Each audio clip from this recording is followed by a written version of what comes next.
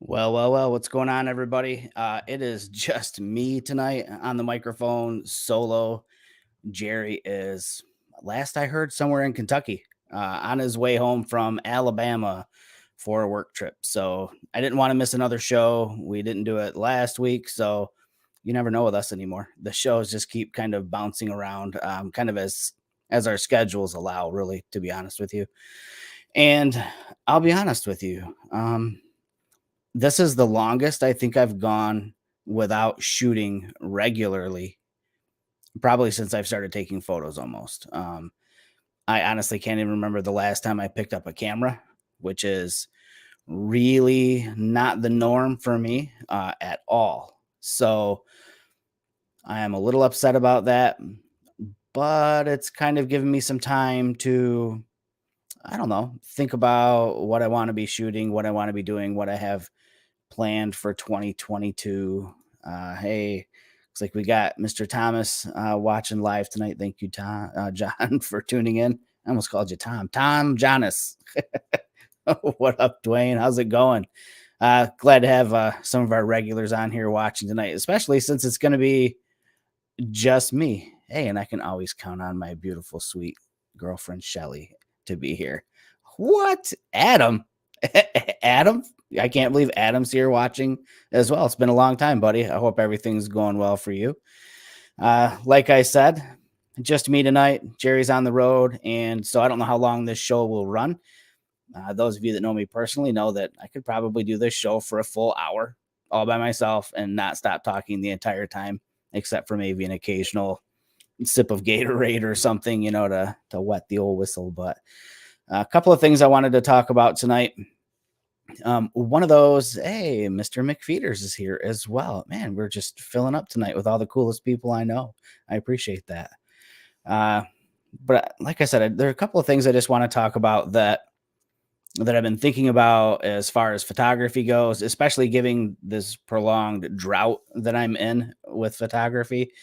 And I'm just going to tell you some of the things I've been doing to occupy some of that free time as well. So the first one is, this is going to be an odd one, but I haven't had really too many hobbies since I took up photography. I mean, it's consumed my life. And spending close to 10 years as an ambassador with Olympus, that kept me super busy. It was like a job. I had a full-time job that I worked to put food on the table. And then I had another semi full-time job with Olympus, keeping gear on the shelves, I guess, and this might get noisy. This might get kind of crazy, but I'm going to let Jerry in. He's on the road from his car. God, I hope we don't have an accident on a live broadcast, but here we go. What's up, Jerry? It's awful dark in your car, bud. This is not Jerry. This is Bob Lazar. I used to work at Area 51. Bob Lazar. Oh my gosh, that's a name for sure. So do you have any of that rare material that allows for anti-gravity propulsion in your car? That's right. That's why I'm bringing it back He's from bringing it back. Alabama. He's bringing back the Area 51 stuff. So, Hey, yeah, are you getting an echo? nope, no echo at all. It sounds really good. I was worried about that. Yeah. Nope. So, Nice. Jerry is presenting us with a black screen. So, Yeah, I mean, there's nothing I can do about that. no, I know. I don't expect it. So I was just telling everybody that, yeah, don't do that. You nuts. Yeah, this is probably the first podcast I think I've done with somebody who's driving down the freeway at night. So very Hey, interesting we're trendsetters, man. Pretty soon everybody will be doing it. for sure. The so Adam says Jerry sounds good for a change and looks better than ever. That's Thanks, great. Adam. So I was just telling everybody that since I took up photography, I really haven't had too many hobbies, and because photography just took up all my time between work and family, and then the stuff I was doing with Olympus, that was just everything. So my Right. hobby was photography. And oh my God, Dwayne, Dwayne says, once you go black, I am just totally leaving that there. Um, so anyways, oh my gosh, dude, Dwayne is good at getting me like completely like sidetracked with some of his comments. Holy crap. So what I was going to say, I had no hobbies other than photography, and that's fine. I loved it. Right. Loved every minute of it. Still do. Yeah, But pretty much same here. I have taken quite a bit of time off this winter. This winter has just hit me in a way that I wasn't expecting. So I started looking at things to do to occupy my time. So one of those things that I took up was leather crafting. So I do an Amazon affiliate account, and I share links, and then I get Amazon credits that I can spend on Amazon. So it gives me a chance to buy things that maybe I wouldn't have bought if it was my own money. So I bought a bunch of leather, and I bought all the tools I needed. And I know this isn't the fanciest thing ever for a first project, but I have been a big fan of some camera straps that I got from a company out of Brooklyn, New York called Tap and Die, and loved their products. I love leather straps. There's just something about them because they patina over time. They just get this look and this feel to them. And I don't know, there's just something classy, I think, about like a leather strap. So that was Yeah, they look good. that was one of my first projects. Actually, I made this camera strap for Jerry to throw on like his Pen or Fuji or something like that, one of the smaller cameras. But so that was something that I started getting into. It's been probably a little over a month now since I started messing with that. And granted, I got into a hobby to fill in the photography void. And the first thing I start doing is making things for photography because I just don't know any better. Right. But that's just one of the things that I started taking up. Like I said, was getting into another hobby. And like I said, I can't just get away from photography completely. And I figured I might as well start doing things that are going to, tie into my photography, because I don't want to drift so far away from photography by not doing it for a period of time. I'm like terrified that I'll just not want to do it anymore.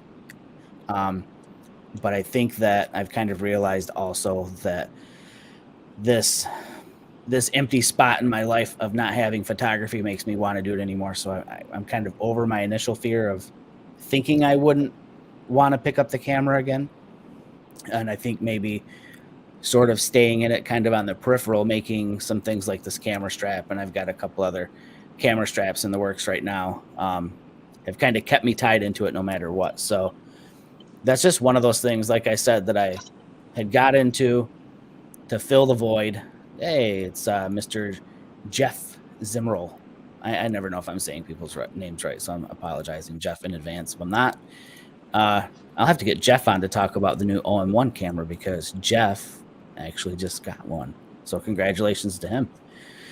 So anyways, I keep saying so anyways, and I keep going back to the same thing over and over. But so I recommend to people, if you're feeling a little burnt out or just not inspired to go take pictures, start looking at hobbies that kind of keep you on the edge of photography. At least that's something that I did, like I said, and it's kind of worked for me to fill that gap while I wait for better weather. I think that was the big thing for me here in the Midwest. Winters can be kind of depressing. They're gray skies and everything is brown. Yeah, this has been a pretty whack winter, if you ask me. Yeah, We didn't get really no ice or snow buildup on the lake shore. It was just cold. Yeah. Yeah, and maybe it's my age showing. I just feel like the winters have gotten to where I just don't have something to drive me to get out there and shoot it. There's nothing. Yeah, this year was a little lame though, man. I mean, I tried, but we never really had any good days. Like I had some seniors that I needed to shoot that wanted winter shots, and we could never get them because we never got a day where there was just a bunch of snow. Right. We had a few days, but then like our schedules didn't line up, or it was the few days that we did get a bunch of snow, it was 6 degrees outside. You know what I mean?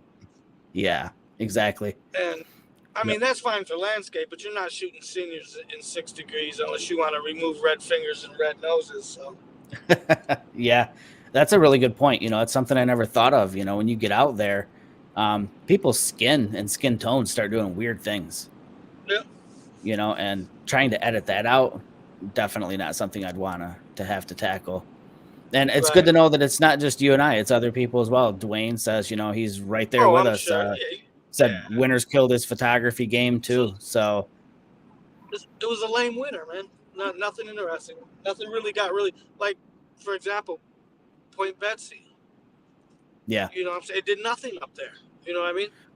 right. And that is probably one of the coolest lighthouses to go shoot in Michigan in the wintertime, just because of where it's located and everything gets so covered in ice and coated. It's so cool up Right. there. And I was just using that as an example as to how like just nothing really panned out this winter for. I mean, Right. unless you want to shoot a couple dirt roads or something, I did that, but Yep. I think yeah. I have a few shots from over this winter, but really not much. Honestly, I just shot pictures of my truck just because Right. I really didn't have anything else out there that was catching my attention to shoot. But aside from getting into the hobby of leather making, Yeah, leather tooling, I yeah. So the other thing I did, oh boy. So, so the sorry for the text message there. So the other thing I started doing was planning for when it was going to be nice.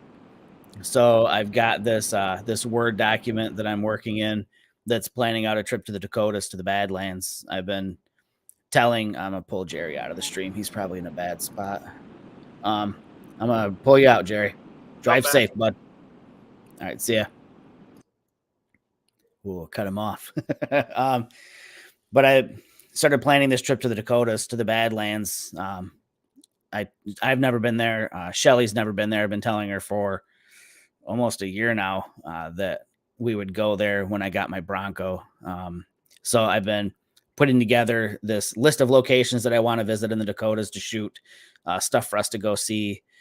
Started looking at the logistics behind it because I'm planning on ferrying us over across Lake Michigan. There's a huge ferry that I can just load the truck right up on and cut straight across Lake Michigan into Wisconsin and then drive up through the Dakotas and then loop back around through Michigan's Upper Peninsula on the return trip home. So there's a lot of moving parts for that. So that's been really good.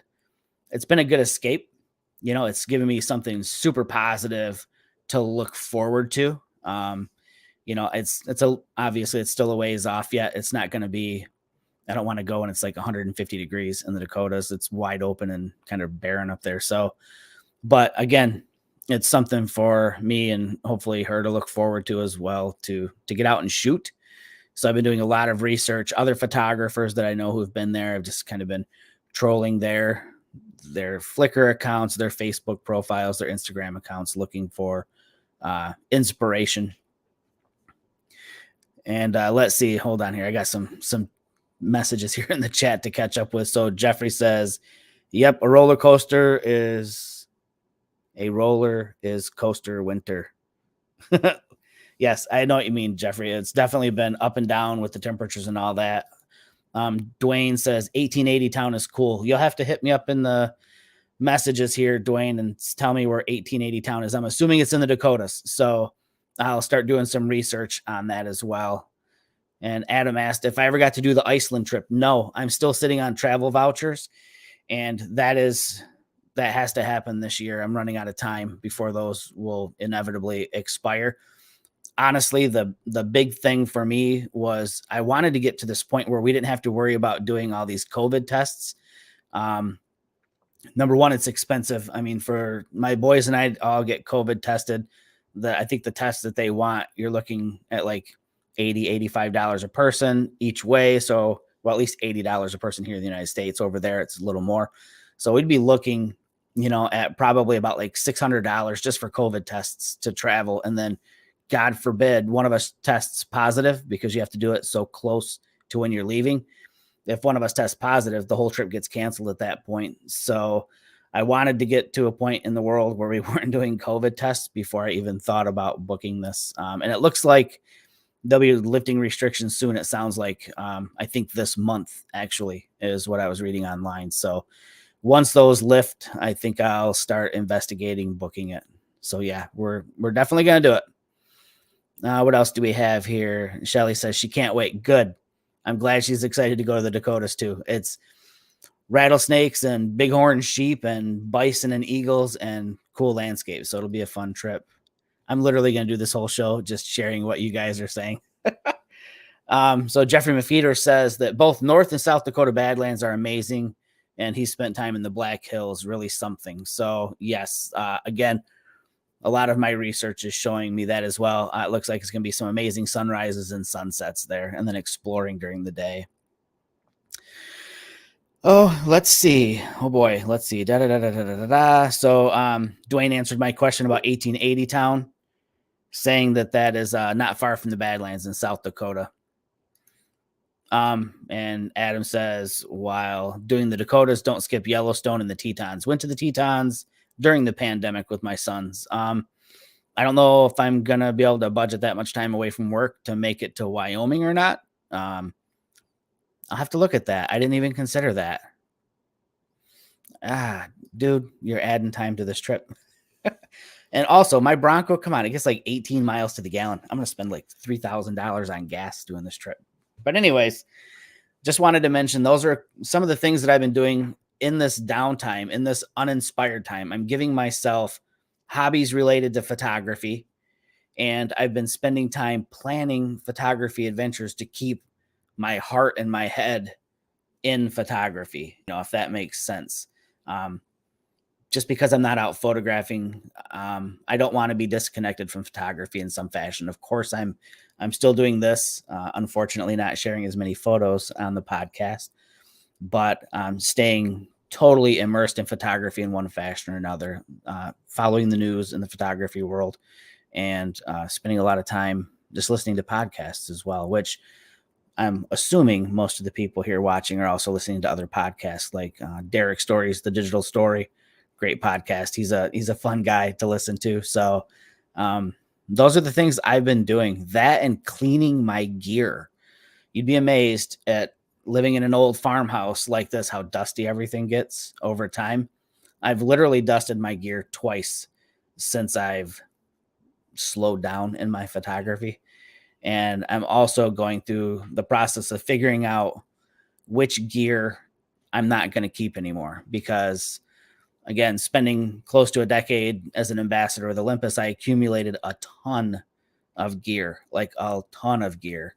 And I'm at a point now where it just doesn't make sense to hold on to a lot of that gear. I'm going to keep probably an EM1X and an EM1 Mark III and a handful of lenses, and then just liquidate the rest. So if there's anybody shopping for some gently used, although most of it's been soaked in the rain once or twice, Olympus gear, but it's all perfectly functioning well. Nothing that has fallen in a lake like me.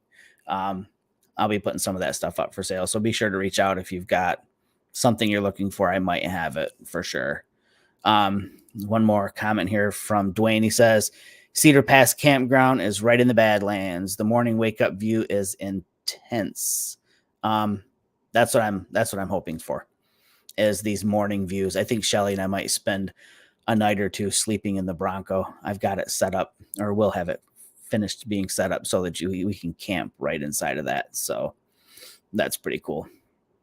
And Jeffrey McFeeder says he is also liquidating lots of gear. And that subject of liquidating gear and figuring out what you use and what you don't use and what you want and what you might want in the future is a perfect segue into the next thing that I wanted to talk about. And that's just this simple way that you can kind of help figure out what gear makes sense to keep and what gear doesn't. So let me just do a quick screen share and I'll show you how I've been doing it. It's super simple. And if you're a Lightroom user, then this will be right up your alley. So you should be looking at my Lightroom library here. And if you go into your library module, you don't want to be in develop. You want to be in your library module. And hopefully, if you've listened to this show long enough, I've talked enough about how I structure my Lightroom library. And you can see I've got a master folder on my external storage device here. I just call mine all photos, but it is called all photos because it's legitimately where all of my photos reside. And then I've got it broken down into years here. And you can see my big catalogs started in 2007. and it goes all the way until, well, 2022, where we're at right now. So if you're in the library module and you have selected your top level folder, which contains all of your images, up here at the top above your thumbnails, you've got some categories that you can highlight here. And if you select metadata and give it a second, depending on the size of your library, it's going to go through and it's going to tell you, and you can categorize these, so you can change these categories. But I've got mine set up so that first category is date, and it goes by the year, and you can expand these years. Okay. And you can notice some of these are older than 2007, like this master folder, because I also have stuff actually going back all the way to like just pre 2001, taken with old cameras. But I didn't start really cataloging my stuff till 2007. But I have this divided into cameras, lenses, and let me change this because I thought I had it set up differently. There we go. Okay. So to help cull the herd of camera gear, I have it set up in these categories. And then I can go through and I can look at basically all the cameras I've shot with going all the way back. And there's some weird ones in here. Like, I don't know what the heck this is. I'm thinking this is maybe an old flip phone from God knows when. But here we've got, the Olympus Air. I've shot with a few different Canon products that I've been handed by people, to test out over the years or whatever. All of my Olympus cameras that I've owned. Another couple weird ones, couple of Fuji cameras here, Sony, etc., iPhone, old Kodak point and shoots from way back in the day, even some cell phone photos here from an old Google Nexus. So you can see all the cameras, but then you've also got all the lenses, and you can look here and see which lenses you're shooting the most with. Unfortunately, Adobe, at least that I've seen, hasn't made it easy to sort by number here. And if somebody watching can show me how to sort by like the number of shots, that would be amazing. But for now, what I've been doing is just rolling through and looking at the lenses that got the most action. Okay. Especially with my Olympus gear. So here's where a lot of the Olympus lenses start. And I mean, we can look at this and see that the 12 to 100, I've shot 14,969 images with that lens, versus something like the 35 to 100 f2, which I just had it on loan from them for like a few days. So that's why there's only 14 photos. But go through and look at all of your lenses and see which ones you've shot the most with. Like this 14 to 150 Plastic Fantastic. I think I shot 7 photos with it and never touched it again. Literally. Old 14 to 42. Not the 14 to 42 easy, but the actual 14 to 42, 12 photos with it, never touched it again. Whereas the 14 to 42 easy, I at least used it for 1,070 images, that made it into Lightroom. So you can go through here and look at the focal lengths that make the most sense for you. If you've got some lenses sitting around that only have a handful of shots on them, and you've got others, that you're in the, whatever, like 10,000 plus images with that lens, you obviously want to keep the lenses that show that you're using them the most. Start getting rid of some of these others. I forgot I had the 90 to 250 for a minute too. Oop. And you can see some of the shots I took with that back then. But so just go through and see what you're using, what you're not using, and decide which lenses to get rid of. And then what's kind of fun is also look in here and see what kind of gaps there are in your focal ranges here. So let's say that, you've only ever had like a 14 to 42, or if you're Olympus, a 14 millimeter on up lens. Then maybe it's time to start looking at something, like an 8 millimeter fisheye or a 7 to 14, if you can sell enough used gear to get something, super wide like that. And then you can also go back and start looking at, like your focal lengths. Like, what is your most popular focal length that you're shooting at? I mean, I've got like 11,000, almost 800 images shot at 7 millimeters on the 7 to 14. I mean, obviously when I got the 7 to 14, I spent a long time not realizing you can zoom out past 7 millimeters. I shot it at the widest end possible. But, 12 millimeter, I shoot a lot with that.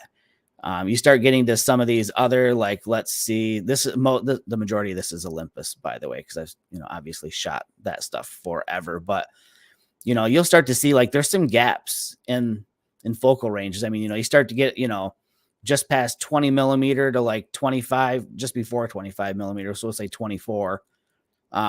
Not a ton of photos taken with those, but you get to 25 millimeter because I had the 1.8 and 1.2 Pros, there's a lot more photos there.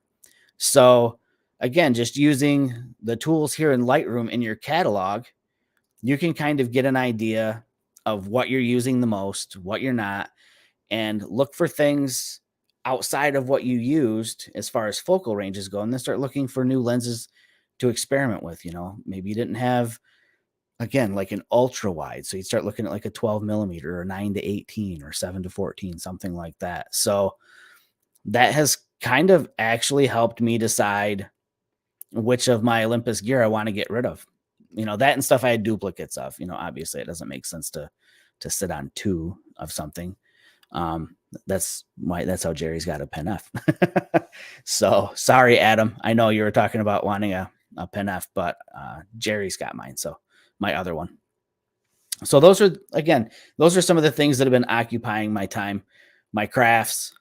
Yeah, I'm into crafts, and just figuring out what I want to do with this upcoming year. Again, I've got the Dakotas planned. I've been doing a lot of research and reading on the weather and what the forecasts are looking like for the storm season this upcoming year.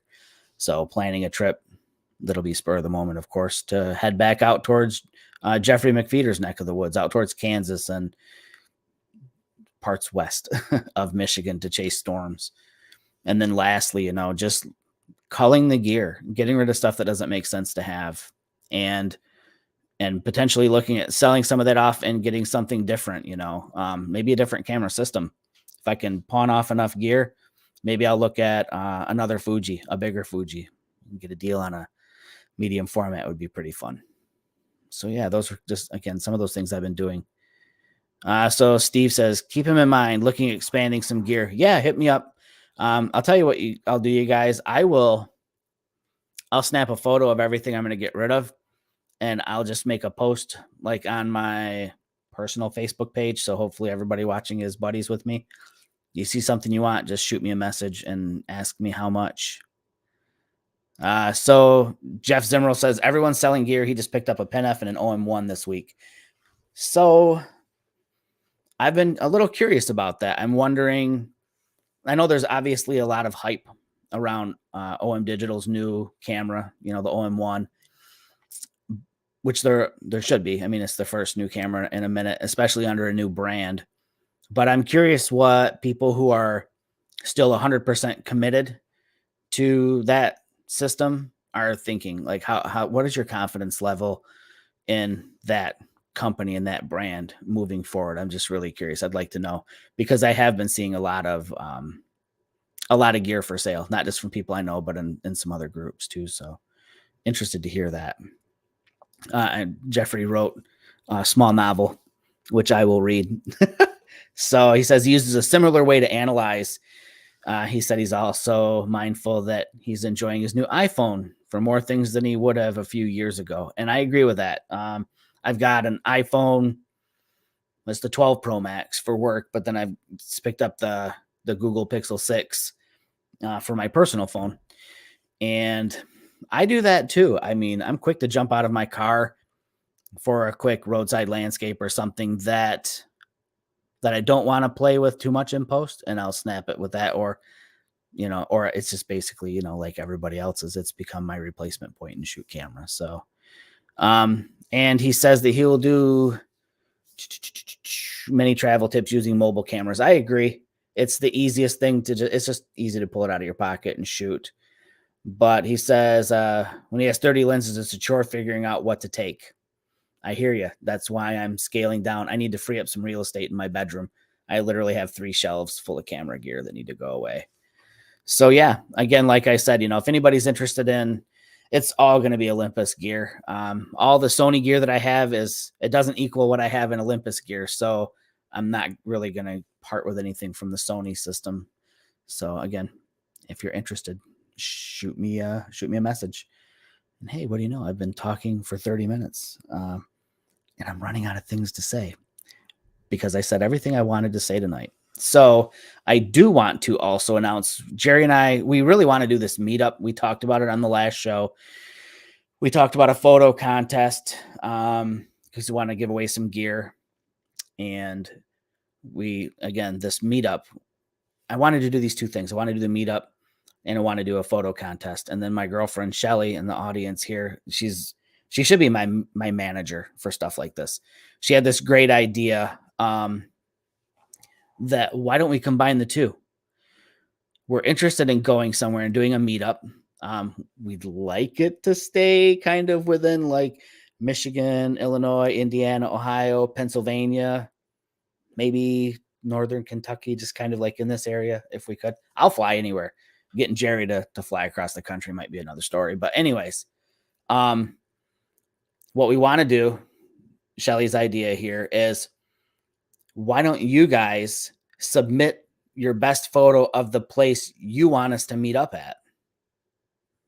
And then we get two birds with one stone. The person with the picture we enjoy the most of a location for a meetup, they win whatever the giveaway is going to be that we're going to do, the gear and accessories and things like that. And then we have the meetup in the place that you shared the photo of. I think that would be super cool.